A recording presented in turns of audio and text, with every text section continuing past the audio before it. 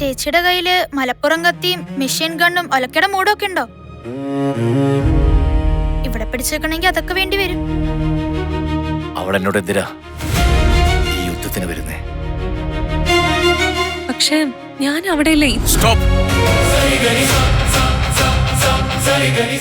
ഞാൻ പല തവണ പറഞ്ഞു,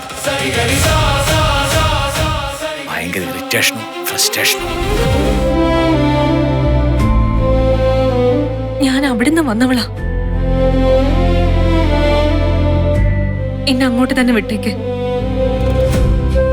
കഴിഞ്ഞതൊക്കെ പറയുമ്പോ ചിലർക്കെ കൊള്ളുകയും ചെയ്യും കൊള്ളുകയും ചെയ്യും.